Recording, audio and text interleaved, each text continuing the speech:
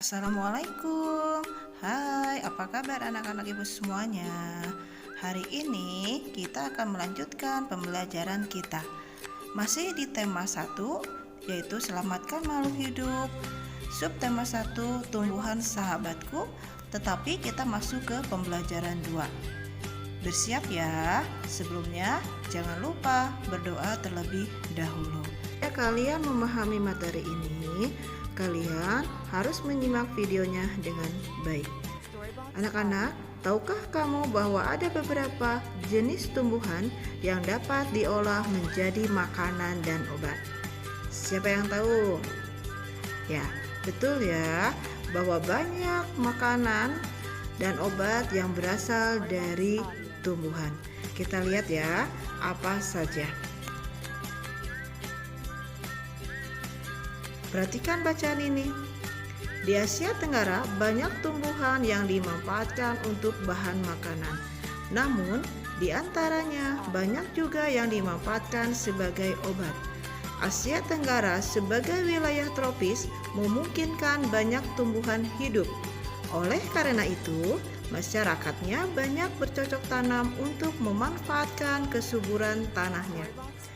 Bawang merah sering dijumpai di dapur masyarakat Indonesia. Selain dipakai untuk bumbu, bawang merah juga bermanfaat untuk mengobati beberapa penyakit. Orang Jawa mengenalnya dengan sebutan brambang. Bawang merah hidup di daerah Asia Tenggara. Masyarakat Indonesia, Malaysia, Thailand, dan Filipina adalah pengguna bawang merah terbesar. Pemakai bawang merah terbanyak adalah Indonesia. Di tahun 2004, jumlah bawang merah yang digunakan mencapai 160.800.000 per tahunnya. Ya, itulah bawang merah, salah satu hasil tumbuhan yang bisa kita jadikan sebagai obat. Anak-anak ibu, menarik sekali belajar tentang buah-buahan yang berasal dari tumbuhan yang ada di sekitar kita. Sebagai sumber kehidupan, tumbuhan memiliki kandungan gizi yang berguna bagi tubuh manusia. Begitu banyak manfaat tumbuhan bagi kehidupan. Coba bayangkan apa yang akan terjadi jika Tuhan tidak menciptakan tumbuhan. Anak-anak ibu, mari kita lanjutkan pembelajaran kita. Simak dengan baik ya. Di hari libur, Lani dan teman-temannya merencanakan untuk berkumpul di rumah Edo. Mereka berencana membuat minuman dari jahe. Ya, mereka akan mengolah jahe menjadi minuman sehat dan segar. Namun alangkah kagetnya Lani, Udin, Siti, Dayu, dan Beni. Edo ternyata sedang sakit. Ia batuk dan demam. Edo terbaring di tempat tidur. Mereka akhirnya bersepakat membuatkan wedang jahe untuk Edo. Di belakang rumah Edo banyak tanaman jahe. Edo sangat senang, persahabatan mereka sangat indah. Mereka memiliki latar belakang yang berbeda, namun semangat tolong-menolong di antara mereka sangatlah tinggi.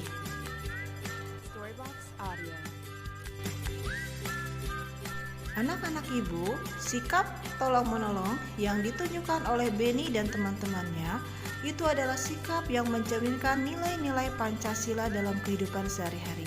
Kalian pernah belajar nilai-nilai Pancasila dari kelas 1 sampai kelas 5. Sekarang ibu ingatkan kembali ya. Garuda Pancasila adalah lambang negara Indonesia. Burung Garuda besar, gagah perkasa. Lihatlah perisainya.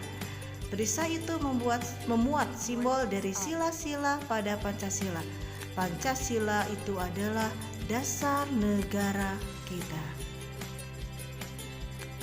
Anak-anak, kita lanjutkan materinya. Selanjutnya kita akan belajar tentang arti dari Pancasila. Pancasila berasal dari dua kata, yaitu panca dan sila.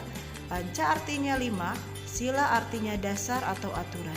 Pancasila artinya 5 dasar atau 5 aturan. Berlanjut, kita akan masuk ke lambang dan bunyi Pancasila. Anak semuanya, perhatikan, di sini ada gambar simbol-simbol Pancasila. Dimulai dari simbol Pancasila, sila pertama yaitu ketuhanan Maha Esa, sampai dengan simbol sila kelima, keadilan sosial bagi seluruh rakyat Indonesia yang dilambangkan dengan padi dan kapas. Selanjutnya, hari ini kita akan belajar nilai-nilai yang terkandung dalam sila pertama, yaitu ketuhanan yang Maha Esa. Salah satunya adalah takwa terhadap Tuhan yang Maha Esa. Contohnya, apabila kalian beribadah sesuai dengan kepercayaan dan keyakinan kalian, berarti kalian sudah menjalankan sila pertama. Kedua, toleransi dan penghormatan kepada agama atau kepercayaan lain. Contohnya, kalian memberikan kesempatan kepada orang lain untuk melakukan ibadahnya sesuai dengan kepercayaannya masing-masing. Selanjutnya, kerukunan antar umat beragama. Artinya, apabila kalian berbeda agama dengan teman kalian, kalian tetap menjalin kerukunan, hidup rukun tanpa bertengkar dan berkelahi. Selanjutnya, nilai-nilai yang terkandung dalam sila kedua, yaitu kemanusiaan yang adil dan beradab. Yang pertama, persamaan derajat. Artinya, tidak ada perbedaan antar manusia. Semua nilainya sama di mata Tuhan. Yang kedua, menghargai hak asasi manusia. Artinya bahwa manusia memiliki hak yang sama. Salah satunya adalah hak hidup. Yang ketiga, ada solidaritas antar sesama manusia. Ini artinya kita harus tolong-menolong terhadap manusia. Selanjutnya, ada perdamaian. Anak-anakku semua, perdamaian artinya kita harus selalu menjaga hidup rukun, tentram, tidak berselisih paham. Merawat tanaman merupakan perwujudan rasa syukur kita kepada Tuhan yang Maha Esa, yang telah memberikan tanaman sebagai sumber kehidupan dan sahabat bagi manusia. Demikian ya anak-anak, jadi kita harus senantiasa merawat tanaman. Manfaat tanaman bukan hanya pada buah dan bunga. Bagian tanaman lainnya yang dapat dimanfaatkan oleh penduduk Indonesia dan Asia Tenggara adalah kayu. Banyak produk seni yang terbuat dari kayu. Salah satunya adalah patung. Kamu bisa membuat patung seperti mereka. Namun, kali ini kamu akan belajar membuat patung dari bahan lain, yaitu dari tanah liat atau lilin malam. Berikut adalah proses pembuatan patung Nusantara dari tanah liat.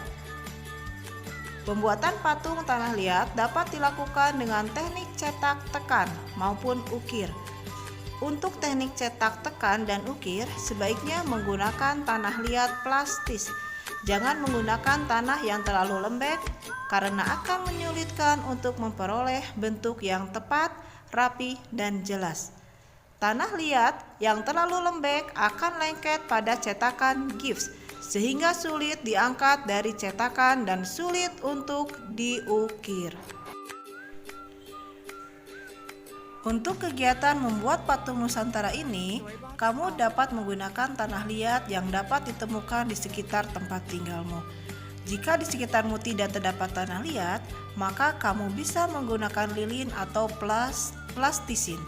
Kamu dapat membuat sendiri adonan plastisin dari tepung dengan langkah-langkah sebagai berikut. Langkah-langkah ini bisa kamu lihat di buku tema 1 pembelajaran kedua.